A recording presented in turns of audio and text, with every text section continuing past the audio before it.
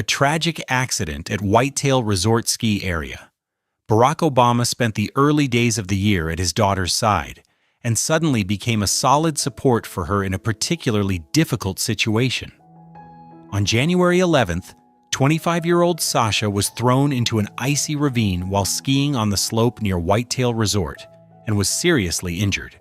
9 broken ribs with a total of 11 fractures, a broken collarbone, a punctured lung causing internal bleeding, the consequences of a fateful moment on the slope. Sasha had to stay in intensive care for nearly 2 weeks, undergoing 3 surgeries, while her family remained by her side.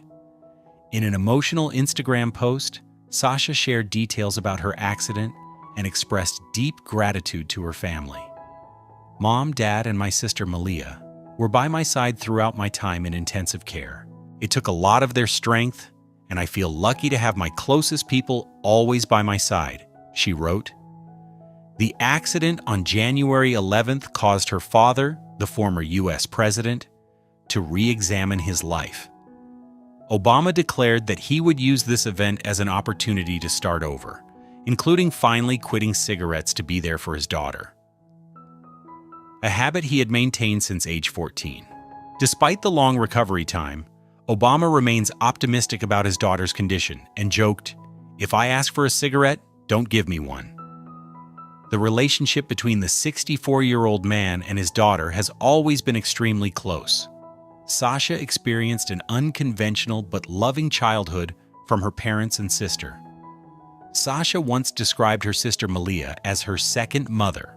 Fans and friends are supporting Obama and his daughter during this difficult time with many good wishes.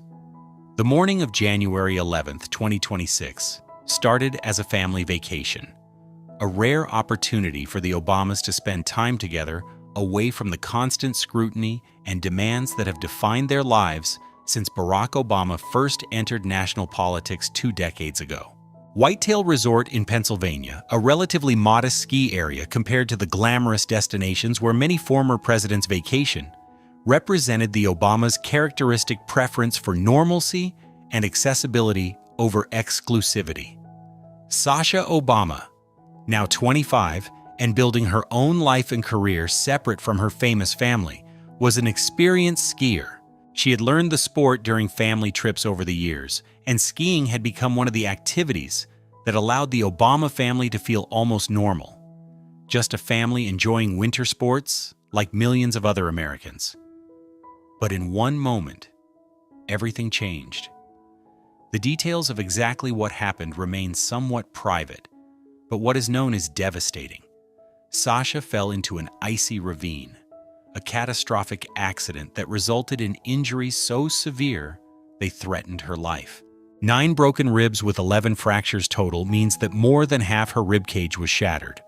A broken collarbone adds to the skeletal damage, but most terrifying was the punctured lung causing internal bleeding, an injury that can be fatal if not treated immediately.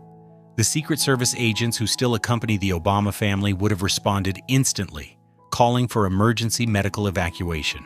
Sasha would have been airlifted to the nearest trauma center, where surgeons would have worked frantically to stabilize her, to stop the internal bleeding, to ensure her punctured lung didn't cause her to suffocate or go into shock.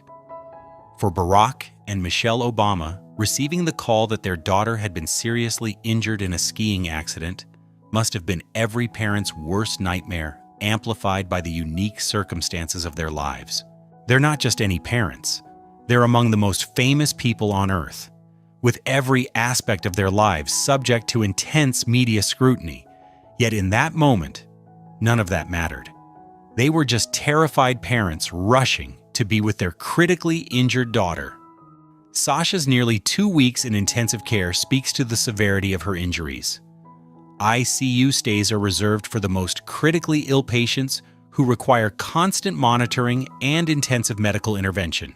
For Sasha, this meant dealing with multiple life-threatening injuries simultaneously while her body tried to heal from the trauma. The 3 surgeries she underwent would have addressed different aspects of her injuries. Surgeons may have needed to repair her punctured lung, potentially inserting chest tubes to drain blood and air from her chest cavity and allow the lung to reinflate. They may have needed to stabilize her broken ribs, though rib fractures are often allowed to heal on their own unless they're causing additional damage to organs. Her broken collarbone would have required either surgical repair with plates and screws or immobilization to allow healing. Each surgery carries risks: infection, complications from anesthesia, unexpected bleeding, damage to surrounding tissues. For the Obama family, watching Sasha go through 3 separate surgeries over the course of her ICU stay must have been agonizing. Each time she was wheeled into an operating room represented another risk, another moment of terrifying uncertainty. The internal bleeding from her punctured lung was perhaps the most immediately life-threatening injury. Blood accumulating in the chest cavity can compress the heart and remaining lung tissue, making it impossible to breathe or for the heart to pump effectively. Emergency intervention would have been crucial in the first hours after her accident, and ongoing monitoring would have been necessary to ensure the bleeding had stopped and wasn't recurring. Throughout those 2 weeks, Barack, Michelle, and Malia remained by Sasha's side. The image of a former president keeping vigil in a hospital ICU is poignant. In that room, he wasn't the leader of the free world or a historic figure. He was just a father, watching his daughter fight for her life, feeling helpless in the way all parents feel when their child is seriously ill. In her Instagram post describing the accident and thanking her family, Sasha revealed both the severity of what she'd been through and the crucial role her family played in her survival and recovery. Her acknowledgement that having her parents and sister by her side took a lot of their strength shows awareness beyond her years. She understands that witnessing her suffering and supporting her through it was traumatic for them as well. The bond between Sasha and her sister Malia has always been close, forged in the unique circumstances of growing up in the White House. Sasha's description of Malia as her second mother reflects the protective role Malia has often played. As the older sister by 3 years, Malia was old enough when their father became president to understand the magnitude of the change to their lives. She helped Sasha navigate the challenges of growing up in unprecedented public scrutiny. Now, with Sasha fighting for her life in an ICU, Malia's presence provided not just emotional support, but a connection to normalcy and hope for the future. Sisters who've been through what Sasha and Malia have been through together develop bonds that go beyond typical sibling relationships. They're witnesses to each other's lives in ways no one else can be. For Michelle Obama, watching her youngest daughter in intensive care must have been unbearable.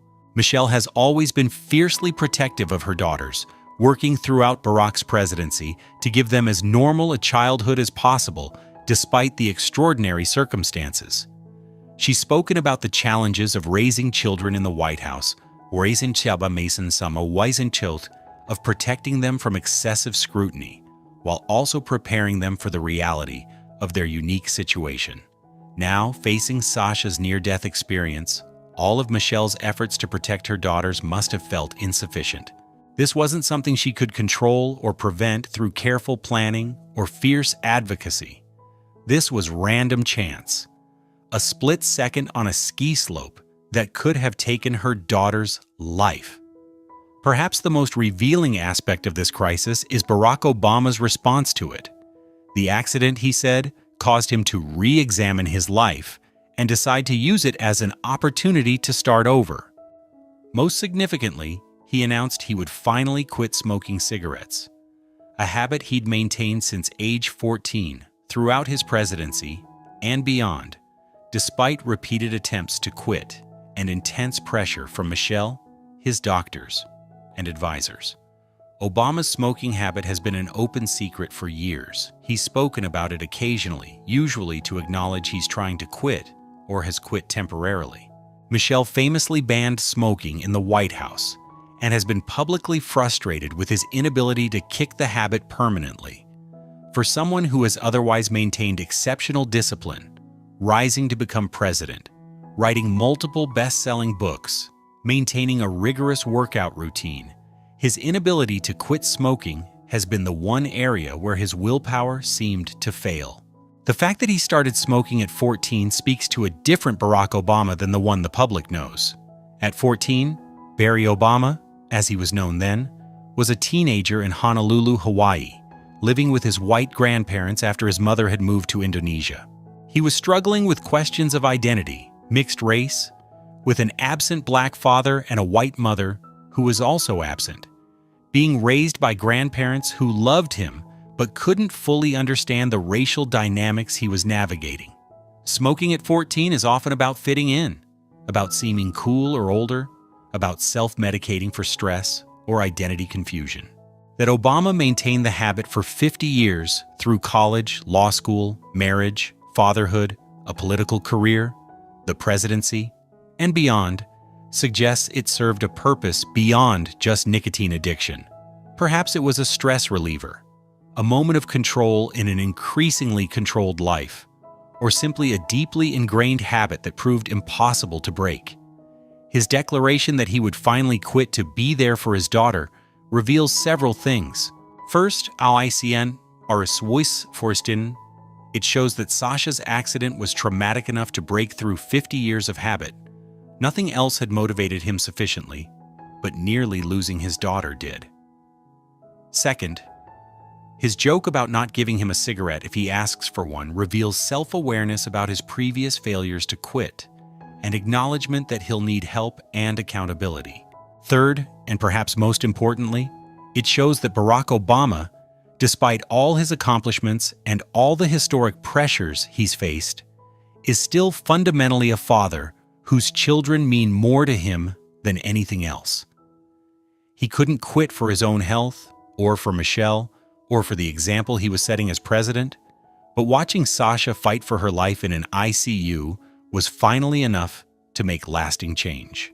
To understand the full significance of this moment in Barack Obama's life, watching his daughter recover from near-fatal injuries while committing to finally breaking a 50-year addiction, we need to understand the journey that brought him here. Obama's life story is well known in broad strokes, but contains complexities and struggles that often get lost in the historic narrative of America's first black president. Barack Hussein Obama II was born on August 4, 1961 in Honolulu, Hawaii, to Ann Dunham, a white American woman from Kansas, and Barack Obama Sr., a black Kenyan student. His parents' marriage was brief and unconventional. They met when both were students at the University of Hawaii, married when Ann was pregnant, but the relationship was troubled from the start. Barack Sr. left when Obama was just 2 years old, returning to Kenya and playing virtually no role in his son's life thereafter. They would meet only once more when Obama was 10 years old, during a brief visit that was awkward and disappointing for young Barack, who had built up an idealized image of his father. Growing up in Hawaii with a white mother and grandparents, Obama faced unique challenges around racial identity. Hawaii's racial diversity meant he wasn't as isolated as he might have been in other parts of the United States, but he was still navigating what it meant to be black in America while being raised by white family members who loved him, but couldn't fully understand or guide him through racial dynamics. His mother Ann remarried an Indonesian man, Lolo Soetoro, and the family moved to Indonesia when Obama was 6. The years in Indonesia exposed him to poverty and third-world conditions that would later inform his worldview and political philosophy. But his mother, concerned about his education, sent him back to Hawaii at age 10 to live with her parents, Stanley and Madeline Dunham. Being sent away by his mother, even though it was done for his benefit, represented another abandonment. His father was gone. His mother sent him away. Obama was being raised by elderly white grandparents in a place where he didn't quite fit racially or culturally. The loneliness and identity confusion of those years shaped him profoundly. As a teenager at Punahou School, an elite prep school in Honolulu, Obama went by Barry and tried to navigate being one of few black students in a predominantly white, privileged environment. He played basketball, got decent grades, and by his own later admission, experimented with drugs and alcohol as many teenagers do. But for him, it was also about trying to figure out who he was. His smoking habit started during these years, a 14-year-old trying to seem cool, to fit in, to deal with the stress of identity confusion and the absence of his parents. That the habit stuck for 50 years suggests it became deeply associated with stress management and identity. After high school, Obama attended Occidental College in Los Angeles, where he began to engage more seriously with his Black identity and with political consciousness. He transferred to Columbia University in New York, where he became more serious, more focused, more purposeful about understanding society and his place in it. After Columbia, Obama moved to Chicago to work as a community organizer on the South Side. This period was formative. He was working with poor and working-class Black communities, organizing around issues of jobs, housing, and education. He wasn't making money and wasn't on any obvious path to power or fame. He was simply trying to make a difference. It was during this period that Obama found his purpose.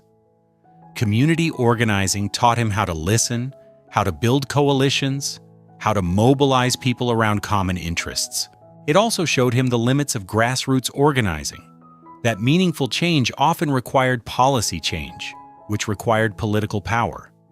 He decided to attend Harvard Law School, where he excelled, becoming the first Black president of the Harvard Law Review, a historic achievement that brought him national attention and offers from law firms and publishers. He could have pursued wealth and prestige, but instead returned to Chicago to practice civil rights law, teach constitutional law, and stay connected to the community organizing work that had given him purpose. In Chicago, he met Michelle Robinson, a Princeton and Harvard law-educated lawyer who was assigned to mentor him during a summer associate position. Their courtship and marriage represented Obama finding partnership with someone who understood ambition, who shared values around service and justice, and who would both support and challenge him. Obama's entry into politics began with the Illinois State Senate in 1996. He was effective but not particularly prominent, working on issues like healthcare, ethics reform, and criminal justice. His 2004 keynote address at the Democratic National Convention changed everything. His speech about hope, unity, and the American story made him an overnight sensation. His election to the U.S. Senate in 2004 and his subsequent decision to run for president in 2008 seemed improbable given his limited experience. But Obama tapped into something, a hunger for change, for hope, for moving beyond the divisiveness and cynicism that had marked American politics.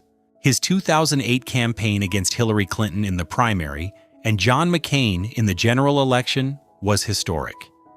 His victory made him the first Black president of the United States, a milestone that many thought impossible and that carried enormous symbolism and weight. Obama's presidency from 2009 to 2017 was marked by significant achievements and intense opposition. He passed the Affordable Care Act, provided health insurance to millions of previously uninsured Americans. He navigated the country through the Great Recession. He ended the Iraq War, authorized the operation that killed Osama bin Laden, and opened relations with Cuba. But he also faced unprecedented obstructionism from Republican opposition, racial animosity that manifested in everything from birtherism to constant questioning of his legitimacy, and disappointment from progressives who felt he didn't go far enough on various issues. Throughout his presidency, Obama worked to protect his daughters from the scrutiny and pressure of life in the White House. Malia was 10 when they moved to Washington. Sasha was just 7. They grew up in the most famous house in America with Secret Service protection, with every aspect of their lives potentially subject to media attention. Barack and Michelle worked hard to give the girls as normal a childhood as possible. They went to school, had friends, did chores, and were largely shielded from media exposure. The Obamas' success in protecting their daughters while in the White House is one of their underrated achievements as parents. Since leaving office in 2017, Obama has remained active through the Obama Foundation, writing his memoir, A Promised Land, was a bestseller, and speaking on issues he cares about. He's produced content through a deal with Netflix, maintained a public profile while also trying to give his successor space, and watched his daughters grow into young adults. Malia graduated from Harvard in 2021 and has pursued work in television and film. Sasha attended the University of Michigan and later transferred to University of Southern California, graduating in 2023. Both young women have worked to establish identities separate from being Obama's daughters, though that label will follow them forever. For Barack, watching his daughters navigate young adulthood has brought both pride and the normal parental anxiety about their safety, well-being, and futures. He's no longer president, no longer under the daily pressure of leading the nation, but he's still a father trying to guide his children while also giving them space to become their own people. When Sasha's skiing accident occurred, Barack Obama was forced to confront a situation where all his experience, intelligence, and resources couldn't control the outcome. He couldn't negotiate with Sasha's injuries. He couldn't give a speech that would make her lungs heal faster. He couldn't use political skills to speed her recovery. All he could do was what any father would do: be present, hold her hand, pray, hope, and deal with the terror of potentially losing his child. For someone accustomed to being able to affect outcomes through effort and will, this helplessness must have been excruciating. The fact that Sasha survived and is recovering is due to many factors: the immediate response of Secret Service and medical personnel, the quality of trauma care she received, her youth and overall health before the accident, and perhaps some measure of luck. But none of those factors were things Barack could control. This experience of being powerless to protect his daughter from harm or guarantee her recovery is universal among parents who've watched their children face serious illness or injury. It doesn't matter if you're a former president or working 2 jobs to make ends meet. When your child is in intensive care, you're just a parent, terrified and powerless. Obama's decision to finally quit smoking in response to Sasha's accident represents recognition that his own health and longevity matter not just for himself, but for his daughters. Watching Sasha fight for her life must have forced him to confront his own mortality and the reality that his smoking habit was slowly killing him. Smoking is the leading cause of preventable death in the United States. Obama, at 64 and after 50 years of smoking, has significantly increased his risk of lung cancer, heart disease, stroke, and numerous other conditions. If he wants to be there for his daughters as they continue to build their lives, if he wants to potentially be a grandfather someday, he needs to quit. The difficulty of breaking a 50-year addiction cannot be overstated. The nicotine addiction is powerful, but the habitual and psychological aspects are even more challenging. Smoking becomes associated with stress relief, with breaks from work, with social situations, with moments of contemplation. Removing it requires not just breaking physical addiction, but also relearning how to manage stress and structure your day without cigarettes. Obama's acknowledgement that he started smoking at 14 during those difficult years of identity confusion and parental absence suggests he understands the psychological roots of the habit. It wasn't just about addiction. It was about coping with stress and pain that he didn't have healthier ways to process. His joke about not giving him a cigarette if he asked for one reveals self-awareness about the challenge ahead. He knows he'll have moments of weakness, that the urge will be strong, that breaking 50 years of habit won't happen just because he's decided to quit. He's asking for accountability and support, acknowledging that he can't do this alone. The closeness between Barack and Sasha has always been evident in the occasional glimpses the public gets of their relationship. Sasha was just 7 when her father became president, young enough that much of her childhood and all of her adolescence occurred in the White House. Barack has spoken about trying to be present for his daughters, despite the demands of the presidency. He made time for family dinners when possible, attended their school events when security allowed, and created protected family time that even presidential demands couldn't intrude upon. For Sasha, having her father be president during her formative years meant both extraordinary privilege and extraordinary burden. She got to meet world leaders, travel on Air Force One, and have experiences few people ever have. But she also had to give up privacy, couldn't have a normal social life, and lived with constant security and scrutiny. Now, at 25, Sasha is building her own life, separate from her father's political legacy. The skiing accident and her father's response to it, being present throughout her ICU stay, committing to quit smoking to be there for her, reinforces that while Barack Obama is a historic figure, he's also just her dad, the person who loves her most and who will drop everything to be with her when she needs him. The Obama family has always tried to maintain boundaries between public and private life, particularly regarding their daughters.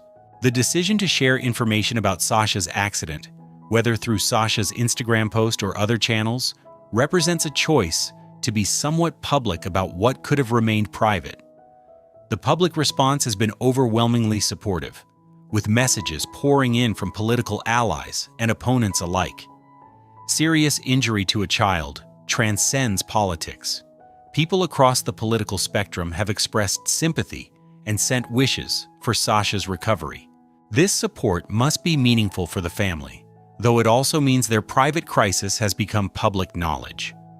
There's no suffering in private for the Obamas. Their pain, like so much of their lives, becomes part of the public narrative. As Sasha continues her recovery from injuries that could have killed her, the Obama family faces a period of rehabilitation and reflection. Recovering from 9 broken ribs, a broken collarbone, and a punctured lung is a long process. Sasha will likely face months of physical therapy, pain management, and gradual return to normal activities. For Barack, the commitment to quit smoking is just the beginning of following through on his vow to live differently in response to this crisis. Whether he'll make other changes, spending more time with family, slowing down his work pace, being more present for life's moments remains to be seen. The experience has undoubtedly changed all of them. Watching someone you love nearly die forces a reckoning with what matters, with how you're spending your time, with whether you're living the life you want to live or just going through motions. For a family that has lived so much of their lives in service of others, through Barack's political career, Michelle's advocacy work, both of their work through the Obama Foundation, this crisis was intensely personal and private, about their own family and their own pain, rather than about service to others. The story of Sasha Obama's skiing accident and her father's response to it reminds us that behind the historic figure, behind the first Black president, and the carefully managed public image, is a man who is fundamentally a father, a husband, and a human being dealing with the same fears and challenges that all parents face. Barack Obama changed history. He broke barriers. He inspired millions. He led the nation through crises and controversy. But watching his daughter in intensive care, he wasn't the president or a historic figure. He was just a terrified father, powerless to do anything but be present and hope. His decision to finally quit smoking after 50 years, motivated by nearly losing Sasha, reveals priorities that transcend politics or legacy. He wants to be there for his daughters. He wants to see them continue to grow, to build their lives, to perhaps have families of their own. He wants to be the father he didn't have, present and engaged and alive to witness their lives unfold. The accident was random, a moment on a ski slope that could have ended tragically but didn't. Sasha survived. She's recovering. The family rallied around her, and her father recommitted to being there for her by taking care of his own health. In the end, this story isn't about politics or history or legacy. It's about love. A father's love for his daughter, a family's love for each other, and the way crisis can clarify what really matters and give us the motivation to finally change the things we've been unable to change before. As Barack Obama enters his 7th decade, no longer burdened by the weight of the presidency, but still carrying the weight of being a historic figure, perhaps this accident and his response to it represent a new chapter, one where being Sasha and Malia's father matters more than anything else he's done or will do, and where protecting his health to be present for them becomes the most important commitment he makes. That would be a fitting evolution for a man who has spent his life in service to others, to finally put his own family first, not out of selfishness, but out of recognition that being there for the people you love is the most important service of all.